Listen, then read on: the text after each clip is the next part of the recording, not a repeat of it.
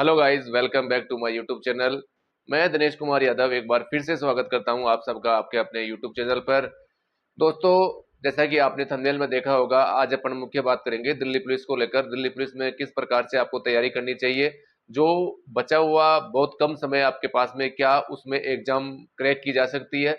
मैंने दिल्ली पुलिस की तैयारी किस प्रकार से की थी, मेरे क्या एक्सपीरियंस थे, मैंने क्या क्या गलतियां की थी, इसी सब को लेकर आज अपन चर्चा करने वाले हैं दिल्ली पुलिस भर्ती 2023 के बारे में, जिनके कुल पद लगभग 7,500 के आसपास आपके पद हैं। पदों की संख्या दोस्तों देखी जाए तो बहुत अच्छी है, बहुत बड़ी भर्ती है ये।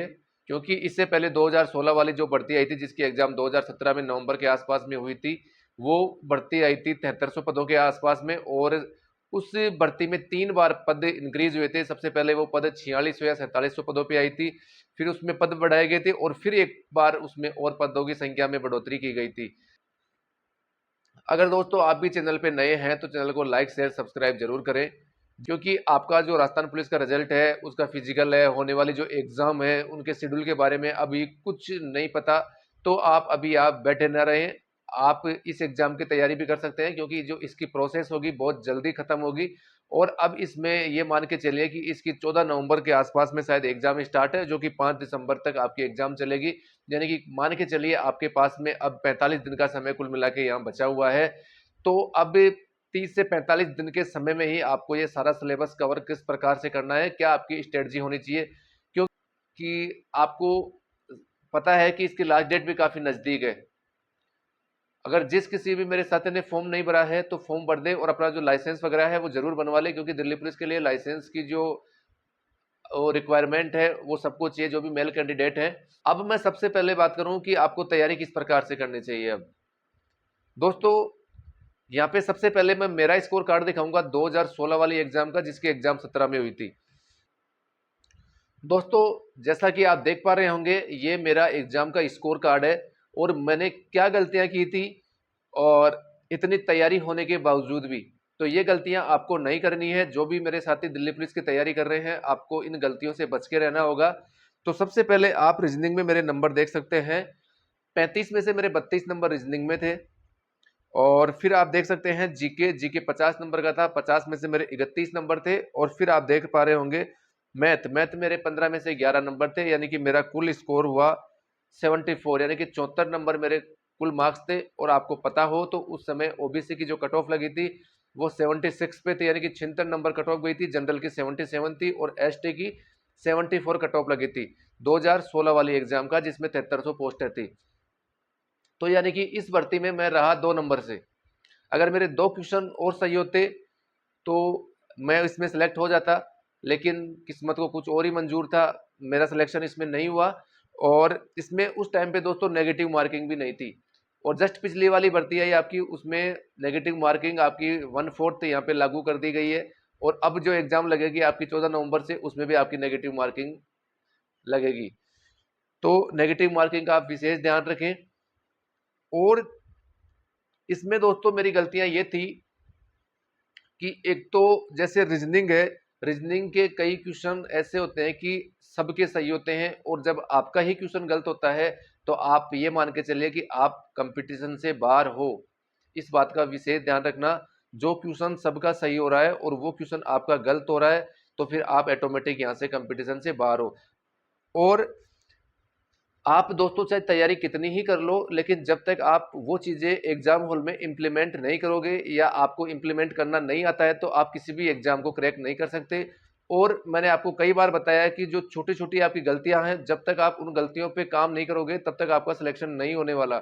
चाहे आप पढ़ाई 10 घंटे पढ़ लो, चाहे 12 घंटे पढ़ लो, चाहे 20 घंटे पढ़ लो, आप चाहे कितनी भी प्रैक्टिस करके जाते हैं, और वहां पे जाकर अगर एग्जाम हॉल में जाते ही आप हड़बड़ाहट करते हैं, जल्दीबाजी करते हैं, ऐसी माइनर मिस्टेक करते हैं जिसका आपको खामियाजा बाद में भुगतना पड़ता है। तो वही मेरे साथ हुआ था।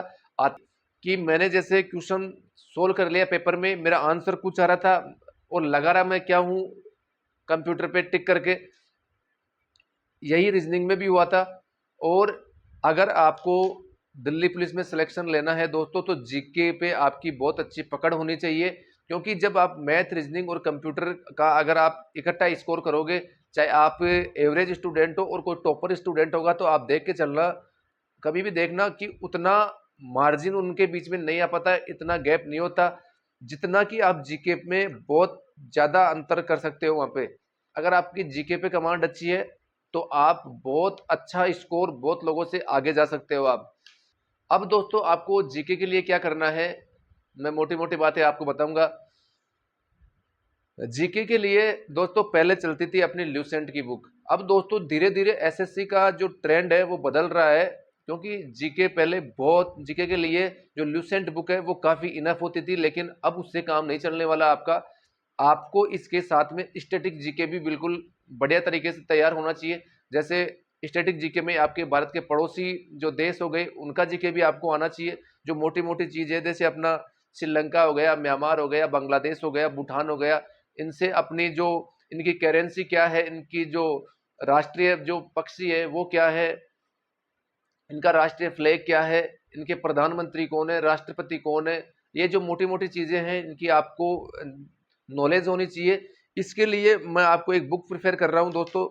अब ये बुक, ये मत समझना कि मैं किसी का प्रमोशन कर रहा हूं, क्योंकि मैंने खुद ने देखी है ये बुक, मुझे इसका कंटेंट बहुत अच्छा लगा, इसीलिए मैं आपको ये बुक बता रहा हूं। आप देख रहे हैं सामने सामान्य ज्ञान, ये किरण पब्लिकेशन की बुक है। ये बिल्कुल एनसीईआरटी के पैटर्न पे बुक है दोस्तों, मैं खुद ने देखी है इस बुक को। बहुत अच्छा, इसमें अच्छी तरीके से हर चीजों को समझाया गया है। जीके के लिए केवल आप एक बुक ले सकते हैं, इसके अलावा आपको किसी भी बुक को लेने की आवश्यकता नहीं है। ये केवल मेरा सजेशन है, मैं आपको ये नहीं कहूंगा कि आप इसी बुक को ले, जो आपको अच्छी लगे जीके की, आपके पास में एक ही बुक होनी चाहिए। अब दोस्तों ज्यादा कुछ करने की आपको यहाँ पे जरूरत नहीं है, आपको केवल ज्यादा से ज्यादा यहाँ पे रिवीजन करना होगा। अब इसके लिए मैं आपको बता दूं, अगर आपके पास में ल्यूसेंट है तो वो भी इनफ है। ल्यूसेंट में आप सबसे बढ़िया तैयार करें पॉलिटिकल को, क्योंकि पॉलिटी के जितने भी क्वेश्चन हैं वो आपके ल्यूसेंट से पूरे के पूरे पुटअप हो जाते हैं। और ल्यूसेंट में जो पॉलिटी है वो बिल्कुल थोड़ी सी है, ज्यादा पॉलिटी नहीं है। और हिस्ट्री में केवल आपको जो आपकी मॉडर्न हिस्ट्री है उस पर ज्यादा फोकस करना है, और आपकी ज्योग्राफी है उसका काम भी ल्यूसेंट से चल जाएगा। और फिर है आपकी साइंस, साइंस में आपको दोस्तों बायोलॉजी पे थोड़ा ज्यादा फोकस करना है, जो बायोलॉजी वाला पार्ट है उस पर ज्यादा फोकस करना है। और फिर आपकी फिजिक्स, फिजिक्स पे भी, फिजिक्स से भी दोस्तों कई बार दो तीन क्वेश्चन आ जाते हैं। और इसमें दोस्तों अलग से क्या है कि हर राज्य के बारे में आपको डिटेल दी गई है, आपको डाटा अलग अलग जगह से इकट्ठा करने की इसमें आपको आवश्यकता नहीं पड़ेगी। जैसे आपका हो गया उत्तर प्रदेश हो गया, तो उत्तर प्रदेश का जितना भी जीके होगा मोटा मोटा आपको पूरा नहीं पढ़ना है, आपको केवल हर जिले, हर राज्य से 15 या 20 ऐसे अच्छे अच्छे क्वेश्चन हैं वो तैयार करने होंगे। इनमें जैसे इनके राज्यपाल कौन है, यहाँ के मुख्यमंत्री कौन है, यहाँ का राज्य पशु क्या है, राज्य पक्षी कौन सा है, राज्य आपका जो नृत्य है वो कौन सा है, और राज्य मोटी मोटी चीजें हैं वो क्या है, उनको आपको कवर करना है। और फिर हो गया जीके के साथ में आपका करंट अफेयर्स, क्योंकि करंट अफेयर्स और जो स्टैटिक जीके होगा उसका मान के चलिए आपको 15 या 20 क्वेश्चन के आसपास में यहाँ पे एवरेज रहेगा, 15 या 20 क्वेश्चन के आसपास में स्टैटिक जीके और करंट अफेयर्स का, उससे आपका काम चल जाएगा। करंट अफेयर्स के लिए जो मोटे मोटे आपके जो इवेंट हुए हैं उनका थोड़ा ध्यान रखना है, गेम्स हैं उनका थोड़ा ध्यान रखना है। और ये बुक इनफ है आपकी जीके के लिए, करंट अफेयर्स जीके के लिए। और फिर मैं बात करूं, फिर आ गया आपका रीजनिंग। रीजनिंग के लिए दोस्तों आपको कुछ नहीं करना, रीजनिंग के लिए आपको जितने भी एसएससी के जो प्रीवियस ईयर पेपर है, चाहे एसएससी सीएचएसएल हुआ, आपका सीजीएल हुआ और आपका एमटीएस हुआ, जो भी जस्ट रिसेंट में एग्जाम हुए उनके आपको केवल प्रैक्टिस सेट सोल्व करने, और इसके अलावा कुछ भी नहीं करना आपको।